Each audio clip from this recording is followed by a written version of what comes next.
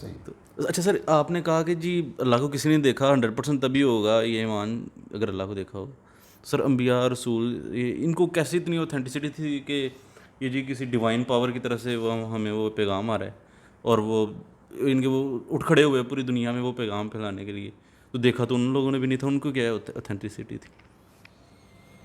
دیکھیں ہم تو بالکل ہی وہ ہیں، آرڈنری ناچیز لوگ ہیں، کوئی حیثیت ہی نہیں ہے ہماری. لیکن ابھی میں نے آپ کو چند واقعات بتائے ہیں اور پتہ نہیں کتنے واقعات اور ہیں. آپ کے ذاتی اطمینان کے لیے اللہ تعالیٰ یہ بندوبست کر دیتا ہے.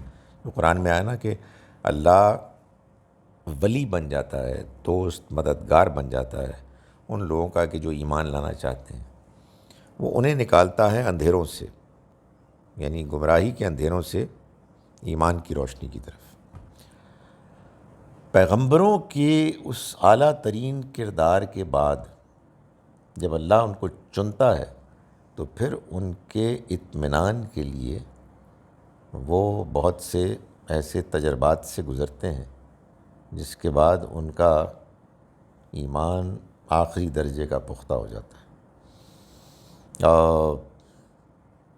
سوچئے نا کہ موسیٰ علیہ السلام کو جب آواز آئی اور انہوں نے لٹھیاں پھینکی اپنی اور وہ سانپ بن گیا، اور دیکھیں سانپ پہ اس کے بعد اللہ تعالیٰ کہا کہ پکڑ لو اس کو، اور پکڑا تو واپس لٹھیاں بن گئی. اب اس کے بعد کیا رہ گیا ہے؟ سر اوتھینٹسٹی تو ان کو کوئی نہیں تھی کہ یہ میں پھینکوں گا اور واقعی ہاں بن تو جائے گی. ڈر گئے وہ بھائی، تو اللہ تعالیٰ کا ڈرنے کی ضرورت نہیں ہے، تو واپس جاؤ اور اس کو پکڑو.